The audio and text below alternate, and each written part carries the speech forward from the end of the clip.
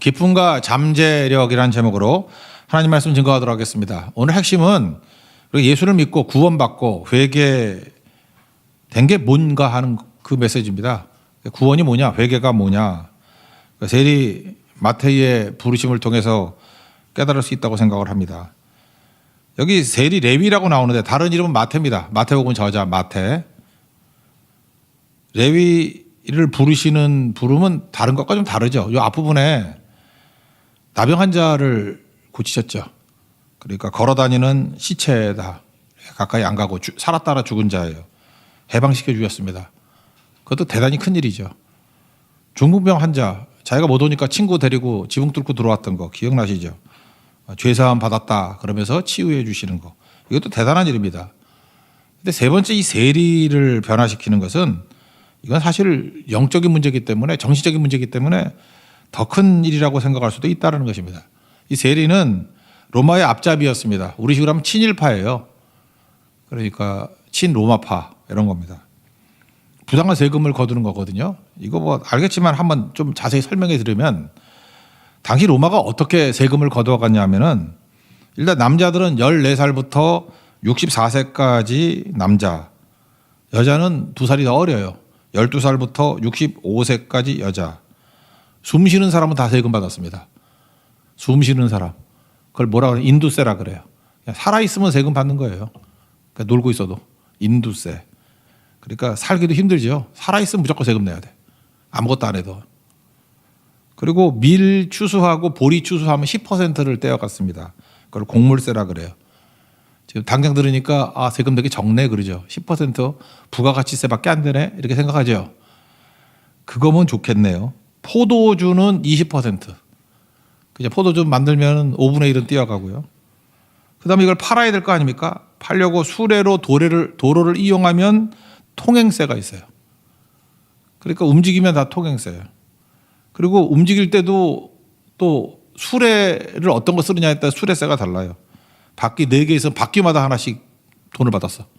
그래 4개 바퀴면 편하죠. 그래서 할 수 없이 2개짜리를 쓰는 거라고. 이렇게 둘이 잡고. 왜냐하면 세금 적게 내려고. 그걸 수레세라 그랬습니다. 이런 모든 것들을 정하는 것은 세리가 재량권을 가지고 멋대로 정하는 거였어요. 그러니까 사람들이 세리를 볼 때마다 와, 저거 주구네, 러닝독이네, 저 로마 앞잡이네, 그런 생각하지 않았겠습니까? 세금 어떻게 로마가 받았냐? 징수를 편하게 하고자 일종의 간접세죠. 임기 1년이에요. 세리는 임기 1년. 그리고 속국 이스라엘에, 그러니까 유대, 사마리아, 갈릴리까지 다 합쳐가지고 13개 구역을 나눴습니다. 그리고 13개 구역마다 하나씩 세리장을 맡겨가지고 징세권을 주는 거예요. 그 어떻게 하느냐? 징세권을 경매했습니다. 경매. 그러니까 엄청난 돈을 주고 그 13군데 중에 하나를 경매로 징세권을 얻는 거예요. 그러니까 얼마쯤이라 할까? 한 100억 정도? 그냥 100억을 미리 내는 거예요, 로마에. 그러니까 세리들은 돈이 많았습니다. 100억을 내고 징세권을 얻는 거예요. 그러고 난 다음에 1년 안에 자기가 100억을 냈으니까 100억 이상 뜯어내야 될 거 아니에요. 그러니까 혈안이 돼가지고 인두세, 곡물세, 통행세, 수레세, 자료 보니까 결혼세도 있더라고. 결혼하면 돈 받아. 그리고 이혼세도 있어. 이혼도 함부로 못해. 돈 받아. 그러니까 뭘 하는 것 같지? 세금이나 세금은 그냥 다 갖다 붙이는 거예요. 그러니까 못 살게 구는 거죠. 그래야만 그 다음 해에 징세권을 살 수 있잖아요. 또 100억씩 갖다 내야 되니까. 그러니까 이게 로마의 제도였다는 것입니다. 그러니까 지금도 뭐 세금 많다고 힘들어하는 분들 되게 많잖아요. 이건 말도 안 될 정도였고 그냥 세금 때문에 죽지 못해 사는 거예요. 그런 상황이었습니다. 그러니까 세리를 최악의 존재로 여겼겠죠. 못 내는 사람 있잖아요. 인두세. 그냥 숨만 쉬어도 내야 되는데 아픈 사람은 인두세 못 내잖아요. 그러면 고리대금으로 돈 빌려주고 비싼 이자 받습니다. 그러니까 지금의 뭐 조폭 같은 거죠. 그죠. 그래서 사회적 암세포다. 그게 세리라는 거예요. 감이 와닿죠. 이건 우리 삶에 밀접한 거예요. 삶에서 계속해서 우리를 괴롭히는 존재. 그게 세리였다. 그런 겁니다. 근데 그 세리 이름이 레위거든요. 뭐 감 잡았죠. 제사장 지파라는 거예요. 레위 지파. 그리고 마태복음에는 마태라고요. 또 불렀죠. 마태. 마태는 하나님의 선물이란 뜻이거든요. 그러니까 이름이 너무 좋아요. 레위도 되게 믿음 좋아 보이고 마태도 하나님의 선물이고 아마도 그 마띠디아의 후손인 것 같아요. 그래서 마태를 썼다 이렇게 추정들을 하더라고. 성경을 보니까 예배 섬기던 찬양팀이었어요. 그러니까 조상이 찬양팀이었어. 자격을 했을 거라고요. 성전에서 예배를 인도하든지 아니면 찬양팀 했든지. 그러니까 얼마나 되게 대단해 보여요. 근데 지금 뭐 하고 있습니까? 세간에서 돈 뜯어내고 있어요. 이름도 레위고 이름도 마태인데 속이 편했을까요? 양심의 가책이 있고 영적인 가책이 있었을 거라고 생각합니다. 돈 번다고 기쁜 거 아니거든요. 여러분들 그게 없으면 뭐 많이 가지면 다 좋을 것만 같죠. 목사는 그래도 비교적 이렇게 여러 분야를 많이 만나잖아요. 여러 그 재산 갖고 있는 사람들. 좋은 차를 사면 막 뚜껑 열린 차를 사니까 한 달 기뻐하더라고. 좋은 집 들어가니까 한 1년 기뻐하더라고. 근데 예수님 만나 영원한 기쁨이 있습니다. 생각보다 우리 물질 갖고 영원히 기뻐하지 못해요. 제가 볼 때 세리가 돈 많이 번다 할지라도 그리 좋았던 것 같지는 않아요. 저기 27절 보니까요. 예수님이 보시고 그런 게 있어요. 한번 읽어볼까요? 27절 28절 시작. 그 후에 예수께서 나가사 레위를 하는 세리가 세간에 앉아있는 것을 보시고 나를 따르라 하시니 그가 모든 것을 버리고 일어나 따르니라. 보시고 이거 헬라어로요. 여러 가지 본다라는 말이 되게 많이 있는데 이거는 주목하여 본다 이런 거예요. 예수님이 가가지고 이렇게 세리 마태를 주목해서 봤습니다. 보통 사람들은 경멸의 눈이겠죠. 근데 예수님은 사랑의 눈으로 봤겠죠. 그래서 감동받았을 거예요. 예수님이 나를 쳐다보고 있다. 그때 뭐가 보였느냐 하면 뭐 이런 거 있죠. 마태의 내면을 본 거죠. 마태의 중심, 마태의 영적 갈급함. 지금도 예수님이 여러분들 보실 때 정죄하려고 보는 게 아닙니다. 내가 너의 아픔을 안다. 너 힘든 걸 안다. 정말 고되지 인생이. 그걸 보신다라는 거예요. 겉으로 멀쩡해 보여도 영적 목마름이 있지. 보시고 그런 거 있다고요. 저는 이 시대에 많은 사람들이 물질적으로 풍성하다고 문제가 없는 거라고 생각을 해요. 그렇지 않거든요. 진짜 문제 많습니다. 초등학생들 조사를 해보면은 뭐 꽤 된 얘기지만 지금도 그럴 거예요. 장래 희망이 뭐냐 그러면 옛날에 뭐 적어도 뭐 장군, 과학자 뭐 이랬거든요. 뭐 그런 거 아니었나? 뭐 나라를 살리든지 뭘 누구를 살리든지 뭐 이런 거였는데 지금은 건물주래요. 조물주보다 조금 모자른 건물주. 그 아이들이 그런 마음을 갖고 요즘에 다 의대로만 몰려가잖아요. 왜 가냐 그랬더니 뭐 누구를 살리고 그러는 것도 있지만 물질 만능주의죠. 돈 제일 잘 번다고. 그래서 뭐 공대도 안 가고 뭐 기초과학도 안 하고. 그러니까 이런 시대가 목마른 시대라니까요. 이거 쭉 가면은 피폐해집니다. 여러분 당대도 그렇고 후손들도 그렇고 이렇게 살 수가 없어요.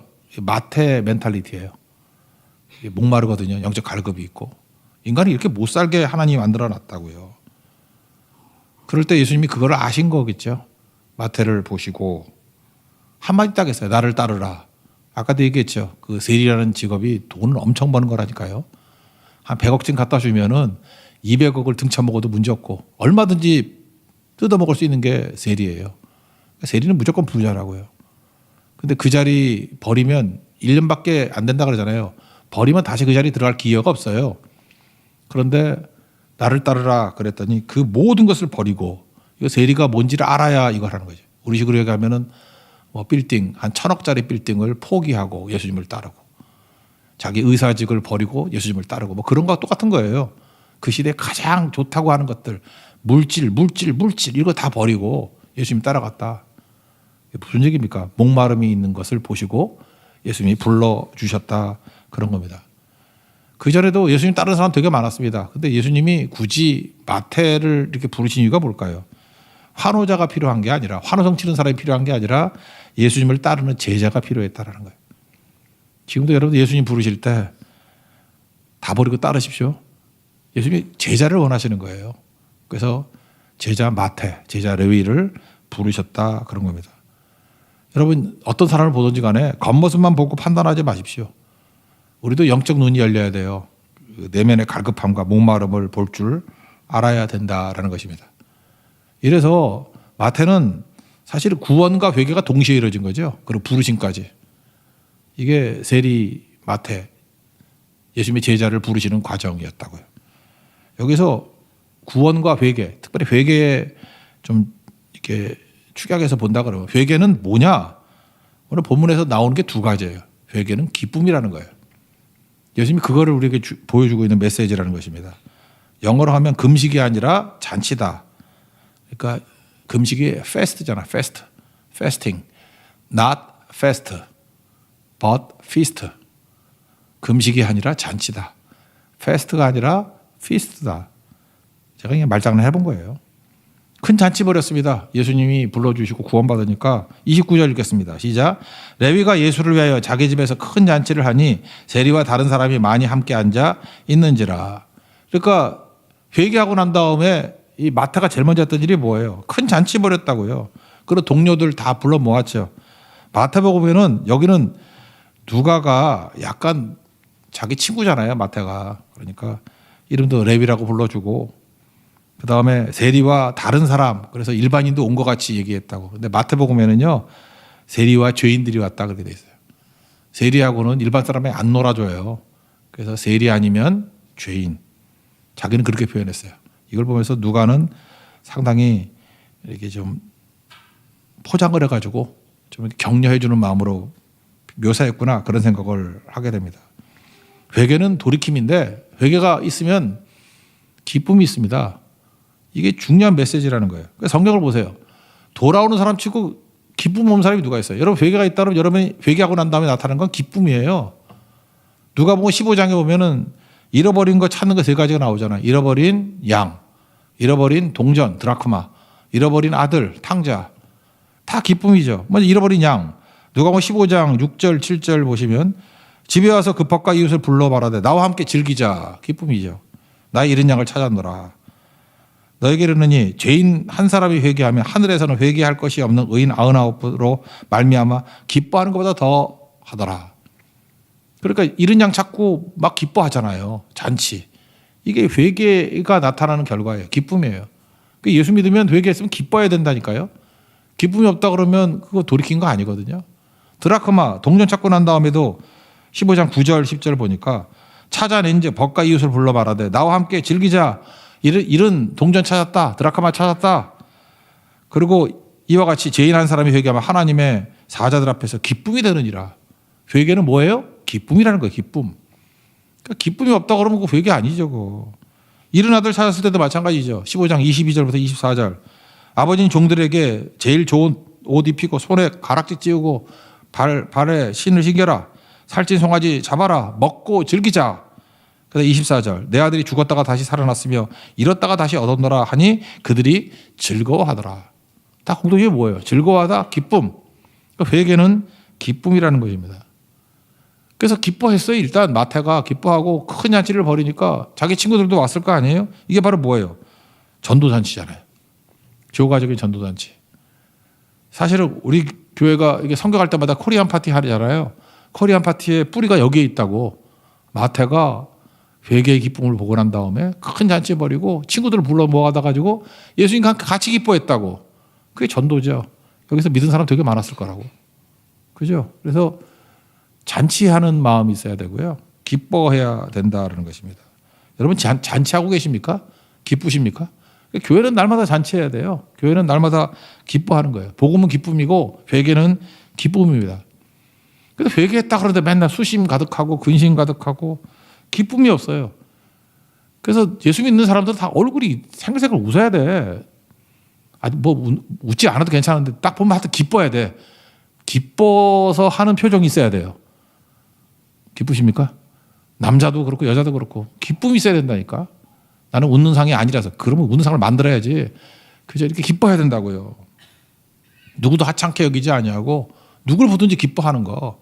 기뻐하는 게 실력이라니까요. 회개했죠. 우리는 기뻐하는 게 실력이에요. 기뻐할 수 없다 그러면 회개가 아니죠. 바리새인이 와서 시비 겁니다. 30절이죠. 비방하여 이르되 어찌 세리와 죄인과 함께 먹고 마시느냐. 다른 데 보니까 뭐 세리와 죄인의 친구들이라 그러잖아요. 난 이게 너무 좋아. 예수님은 그 비난받는 사람들과 함께 먹고 마시고 그랬다고요. 그리고 자꾸만 비난하니까 예수님이 디펜스 해주죠. 예수님이 이렇게 설명을 해줘요. 이게 여기서 나온 얘기라고. 지금 세리들과 죄인들 갖다 디펜스 해주려고 지금 하시는 말씀이에요. 31절 32절 읽겠습니다. 시작. 예수께서 대답하여 이르시되 건강한 자에게는 의사가 쓸데없고 병든 자에게 쓸데있느니라. 내가 의인을 부르러 온 것이 아니요 죄인을 불러 회개시키러 왔노라. 여기 보세요. 일단 병든 사람 막 병이 걸렸어요. 그러다가 고침 받았습니다. 뭐 암 4기인데 완치됐다 그러면 얼마나 기쁘겠어요. 그죠? 안 그래요? 막 이런 것들. 그죠? 뭐 이렇게 뇌에 뭐 신경이 막혔는데 죽는 줄 알았더니 뭐 뻥 뚫려가지고 살아났다. 그럼 얼마나 기쁘겠냐고. 그러니까 병 고침 받았을 때 기쁨이 있죠. 이걸 일부러 얘기하는 거예요. 마찬가지로 죄인이 회개할 때 얼마나 기쁘겠니? 그러니까 기쁜 사람은 누구예요? 내가 죄인이라 그러고 내가 병자라 그런 사람이 기뻐하는 거지. 회개가 뭐예요? 돌이키는 거니까요. 주님께서 회복시켜 준 거. 그러니까 반드시 기쁨이 있어야죠. 기쁨이 없다 그러면 말이 되느냐 이런 거라고요. 그러니까 이 말씀이 여기서 나온 거예요. 이 세리와 죄인들 디펜스 해주려고. 근데 계속 고집 부리죠. 아 그러면서 뭐라 그래요? 아, 요한의 제자들도 뭐 금식하고 바리새인 제자들도 그러는데 왜 당신의 제자들은 뭐 먹고 마십니까? 그랬더니 야 지금 결혼식 피로연 하는데 예수님 신랑이잖아요. 지금 기쁠 때 지금 돌아왔는데 여기서 금식하는 바보가 어디 있냐? 그러나 신랑 잃게 되면 그때 가서 금식할지도 모르지 뭐 그런 거죠. 그래서요 여러분 예수 믿고 난 다음에 혼밥 이런 거 안 좋은 것 같아요. 혼밥 이게 잔치를 해야 돼요. 같이 먹어야지. 이게 혼자 있는 게 약간 편해진다라는 건 상태가 별로 안 좋아지는 거야. 혼술은 아니지 예수 믿는 사람. 하여튼간에 뭐든지 혼자서 하는 건 안 좋아. 혼밥도 안 좋고 혼술도 안 좋고 혼술하다가 알코올 중독 걸리잖아. 혼자 있어 뭐 끝없이 마셔가지고 그런 거죠. 그러니까 뭘 같이 못하는 사람 있죠. 뭘 같이 못한다 그러면 그 위험한 거라고요. 그 절대로 그 회개의 자의 모습은 아니에요. 바리새스럽다 뭐 그런 거죠. 그래서 회개는 뭐냐? Not fast, but feast. 기쁨이라고 잔치라고요. 그래서 회개는 잔치다, 기쁨이다. 그래서 항상 기뻐할 수 있는 하나님 종 되길 바랍니다. 또 한 가지 회개가 뭐냐? 이제 두 가지로 살피고 끝나는 건데 과거가 아니라는 거야. 과거가 아니다. 미래다. 이거 뭐 잘하는 비유인데 비유를 너무 복잡하게 설명하는 것 같아요. 먼저 36절 옷이죠. 낡은 옷이 있고 새 옷이 있는데 낡은 옷에 새 천 갖다 대면은 이게 잡아당기는 이제 그 인력이 있으니까 찢어질 거 아니에요. 누가 그렇게 하느냐 그런 거죠. 36절 읽겠습니다. 시작. 또 비유하여 이르시되 새 옷에서 한 조각을 찢어 낡은 옷에 붙이는 자가 없나니 만약 그렇게 하면 새 옷을 찢을 뿐이요 또 새 옷에서 찢은 조각이 낡은 것에 어울리지 아니하리라. 그게 어울리지 않지. 이게 더러운 옷인데 새 천 갖다 대면 이상하지. 그러니까 어떻게 해? 낡은 옷 갖다 버리고 새 옷 입으라 그 뜻이에요. 과거죠 과거.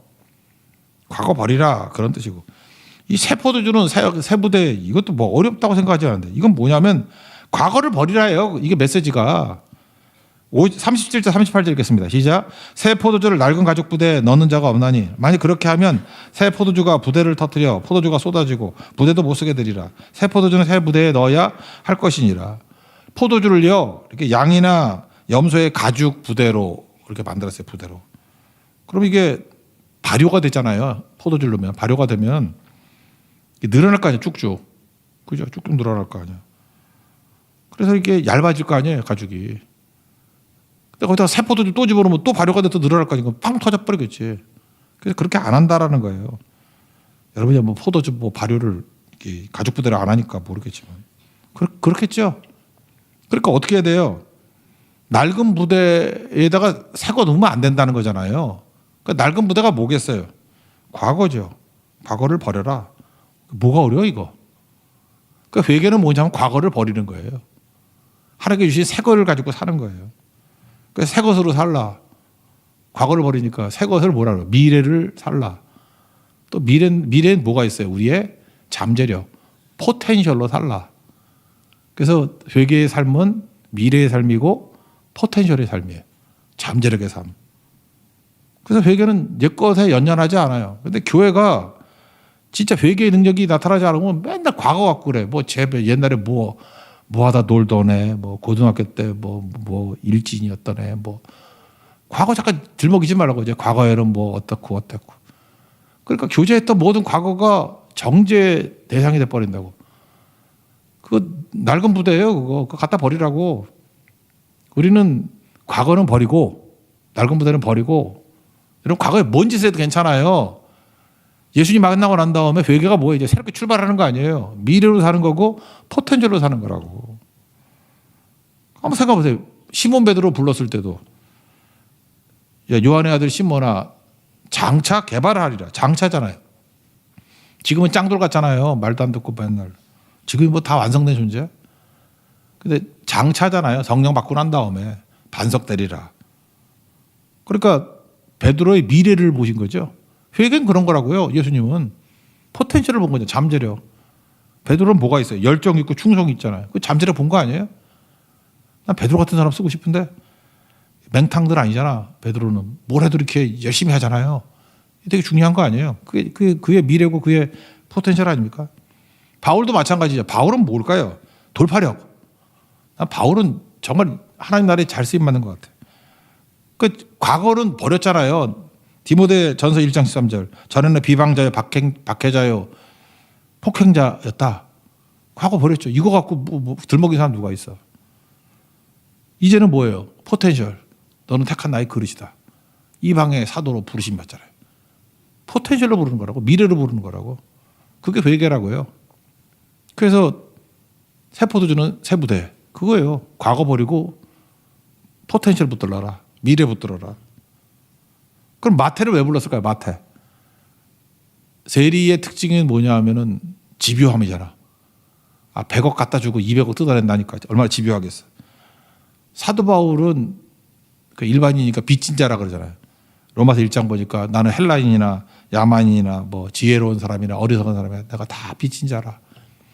그래서 사람마다 빚진 자 의식이 있는 사람이 있어. 나 빚진 자야. 그러면서 빚 갚는 식으로 사는 사람이 있고, 이렇게 마태같이 세리 출신인 사람들은 빚 독촉자야. 그래서 마태복음을 읽어보면은 내가 빚쟁이 같아. 빚쟁이한테 막 하는 거다. 마태복음 읽어보세요. 보면은 충격적이에요. 그냥 도망갈 데가 없어. 뭐 저렇게 피하려고 그러면 조사하는 실력이 있었는가 봐. 그래서 구약을 130군데 인용해요. 마태복음은 여러분 구약 실력 없으면은 잘 해석을 못 해. 이거 보면 마태가 얼마나 구약을 갖다가 철저히 연구했는지 알겠죠. 그래서 말씀의 뒷받침, 말씀에 무엇이 응하려 함이라, 응하려 함이라. 계속 그렇게 나온다고요. 그리고 마태복음 읽으면은 설교가 편해. 딱딱 조직이 돼 있어. 세리에 세리. 장부 기록하듯이 딱딱 각이죠. 그래서 읽기 쉬워요. 그래서 예수님의 족보도 14대 딱딱. 그 족보라는 게 14개씩 모은 거거든. 그래서 마태복음 보면 구조적으로 접근하기가 너무 좋아요. 그리고 조금 부인하려고 그러면 도망갈 데가 없어. 그래서 하나님께서 마태를 사용하시죠. 마태복음이 시작 첫 번째 오셔는 읽기 제일 편해요. 그래서 예수님이 왕이시다. 사자복음서라고 그러잖아. 디모데는 왜 불렀을까요? 디모데의 포텐셜은 뭐예요? 섬세함. 예수님 사람 가운데 이렇게 소심한 사람들 많잖아요. 소심한 인격들. MBTI로도 설명할까? 하여튼 그런 인간들 있잖아. 소심하고 뭐 이런 거. 그때 디모데를 통해서 섬세함을 통해서 다스려줘요. 누가는 왜 사용했어요? 누가는 의사인데 의사의 특징을 나타내고 있어요. 일단 성실해. 잘 안 빠져. 성실성. 그리고 두 번째 치밀해요. 그래서 누가의 기록을 보면은 남들 쓱 지나갈 거 자세히 묘사해. 그렇게 도움이 되잖아요. 하나님께서 우리를 부르실 때 어떻게 불러요? 미래로 부르시고 포텐셜로 부르신다니까. 잠재력으로. 그게 이 회개라고요. 회개는 기쁨이다. 회개는 과거가 아니라 미래고 포텐셜이다. 이걸 우리에게 보여주고 있다는 것입니다. 근데 이 찌질이들은 어떻게 살죠? 바리새인이나 이런 자들은 39절 한심한 사람들의 모습을 보세요. 39절 읽어보세요. 시작. 묵은 포도주를 마시고 새 것을 원하는 자가 없나니 이는 묵은 것이 좋다 함이니라. 그래 술이나 먹다 죽어라 이거죠. 묵은 포도주를 마시고 새 것은 싫대. 묵은 거 맨날 옛날 거. 술 마시는 건 이런 게 좋겠지. 묵은 것이 좋다 함이니라. 이거 아니라는 거예요. 회개는 뭐예요? 과거를 버리는 게 회개라니까요. 그리고 주님이 부르신 미래와 잠재력 그걸 붙들고 사는 게 회개입니다. 그러므로 여러분들 하나님 앞에서 우리 한 사람 한 사람 주님 목마릅니다. 주님 정말 나 힘든 인생 살아가고 있습니다. 근데 주님 찾아오신다고요. 보신다고요, 우리를. 나를 따르라 그럴 때 그 타이밍이 기가 막히게 맞는다고. 불순종하지 말고 순종하십시오. 그럼 마태됩니다. 세리마태 같이 쓰임 받게 된다는 거예요. 그러면 두 가지 회복이 일어나요. 기쁨이 있습니다. 금식 아니에요. 패스트가 아니라 피스트라고. 그리고 과거, 이것도 영어로 하면 패스트죠. not past, P. 패스트, 과거가 아니라 또 뭐겠어요? 포텐셜. 그죠? 잠재력이라고. 하나님 앞에서 이렇게 잘 쓰임받는 믿음의 종 되기를 축원합니다. 자리에서 일어나겠습니다. 우리 말씀 놓고 기도합시다. 나의 한숨을 바꾸셨네.